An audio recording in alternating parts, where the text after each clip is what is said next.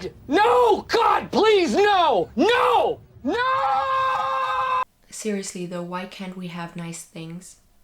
You know, I didn't think Winx could go any more downhill than it has been for the past 10 years. And yet, here we are, 80 miles per hour, racing against a brick wall. Hey everybody, I'm Vanessa, I'm 19, and Winx was probably one of the most influential things in my childhood. Which is why I'm so not ready to let go and have it be ruined by Netflix. Maybe you liked Winx too as a child, or you want to look into what the actual one is like, then I gotcha. We're gonna revisit season 1 of the Winx. I'm also gonna be doing a video like this on seasons 2 and 3 within the next few days before the series comes out. So just stick with me and my little notebook, and we're gonna talk about what Winx Club season 1 is all about.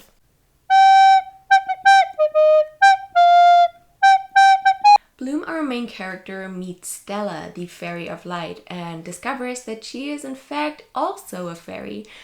Stella then invites her to join her at Alfea School for Fairies, and Bloom agrees. There we meet the rest of the gang, Flora, who is the sweetest person ever and no doubt invented e-girl bangs in 2004.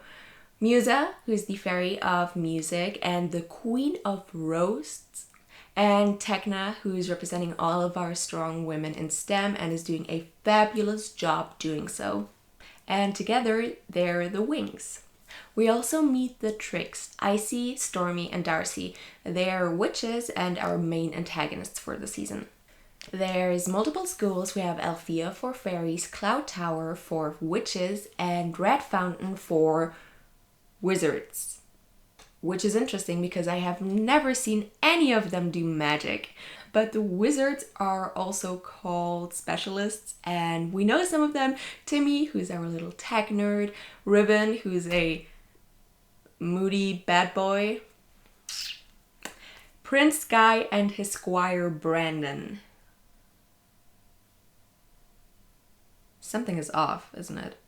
Anyway, we know them and they're friends. So the next thing is we throw a ball so they can get to know each other better, apparently. I don't know. The Tricks' main objective at the moment is getting Stella's magical ring. And after many failed attempts, they kidnap her. And when she doesn't have the ring with her, they exchange it for Stella's life. We then find out that they wanted the ring for something called the Dragon Fire, which is a incredibly powerful magical source who could, in the wrong hands, destroy the universe. The Winx then try to infiltrate Cloud Tower to get Stella's ring back because she can't transform without it.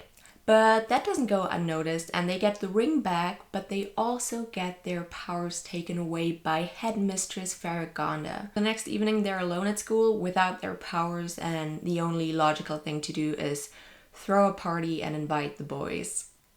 What else? The Tricks, who have now discovered that the Dragonfire isn't in Stella's ring, find my iPhone, the Dragonfire, and find it in Faragonda's office at Alfea. They thought everyone was gone, but whoopsie. They meet the Winx, though without their powers. We get some damsels in distress moment, but not with us because they're just too strong and powerful and amazing. And they just outsmart them without their powers. On that note, I just want to say that I know the show has its problems, but I just love how throughout all of the season, we are never strong by giving up our femininity. We're always strong despite our femininity. And I really love this lesson that you don't have to be less feminine just to be strong. It's just beautiful. So the next morning they explain to Faragonda what happened and get their powers back. Yay! So next up we focus a little bit on Ribbon, who Darcy has a crush on. But so does Musa, even though she won't admit it. And they are pretty much alike, especially in admitting their feelings. So Darcy actually hypnotizes Ribbon.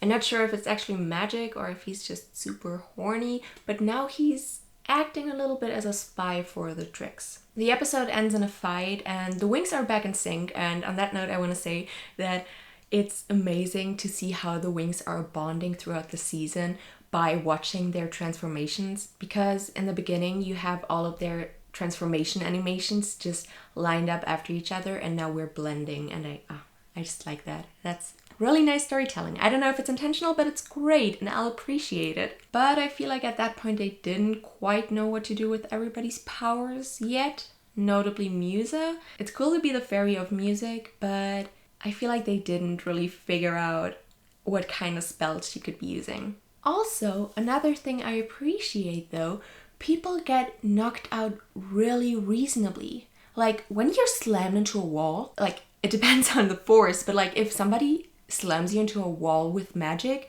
you probably won't just get up right away. And they don't, which I appreciate. So we fight, we're back being a team, and we find out that Bloom carries the dragon fire. What? So after that dramatic reveal, guess what's up? Midterms. And some adventure as well. Studying as well as procrastinating. Also, their midterm test is basically just helping people in the simulation, and this is actually really cute and I really like the idea of a simulator. After midterms, it's time for spring break. Bloom goes back home, and as she leaves Althea, there's this vocal track in the background which came out of nowhere. I'm kind of reminded of I Tried from Peter Pan 2. Really strange.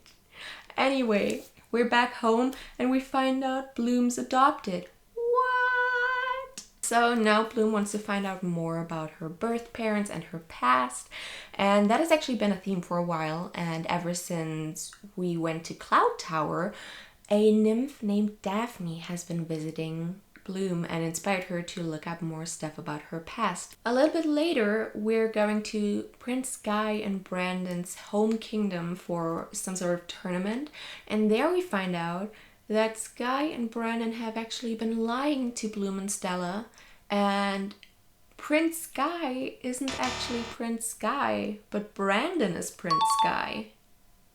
And he's engaged. So Bloom is heartbroken, obviously, so the next logical thing to do is drop out of school. Same. So she goes back home to Earth, but that's where the Tricks are already waiting for her. They then reveal that Bloom is actually the princess of the destroyed planet Domino, and that the Tricks' ancestors have already tried to get the Dragonfire to destroy the universe. This is kind of like Kylo Ren, I'm gonna finish what you started. But here they actually have a point where it started. They actually managed to steal Bloom's powers and consequently raise the Army of Darkness, take control of Cloud Tower, begin destroying magics, kind of mummifying everything, which honestly the show has my biggest respect for showing. I watched this show when I was 6, you know? Like, I can't even remember. I probably suppressed watching this. But I really appreciate not sugarcoating anything.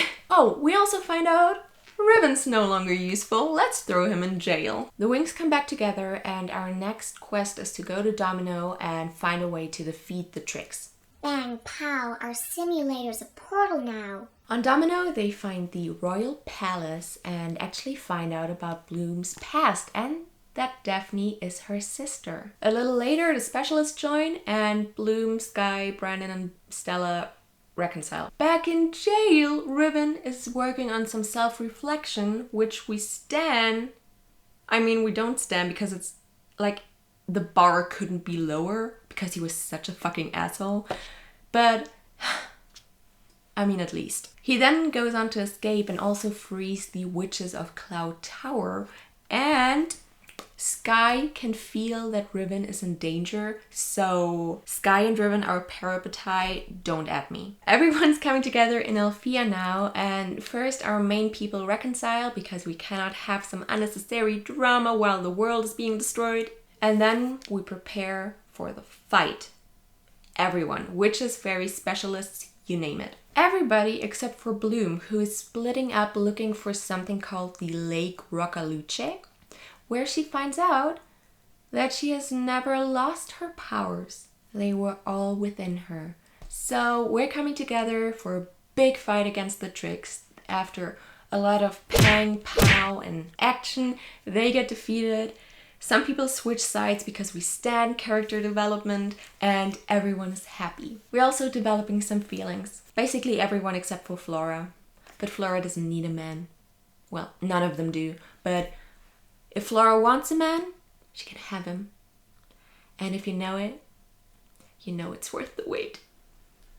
So that's the Winx season 1. I'm so happy. Honestly, it was such a nice thing rewatching all of this. I had so many memories. At some points I was like, wait, I remember this differently.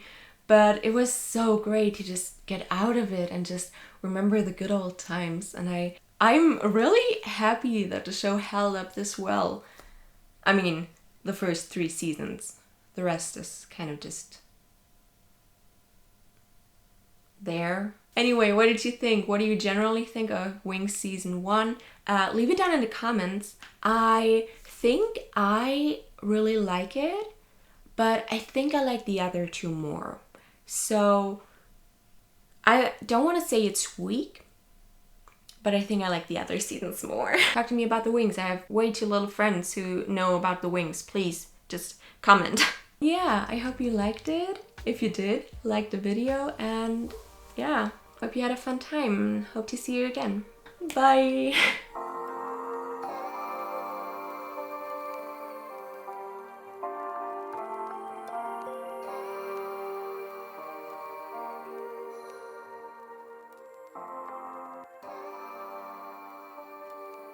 Winx, if your hand is holding mine, we can fly through space and time.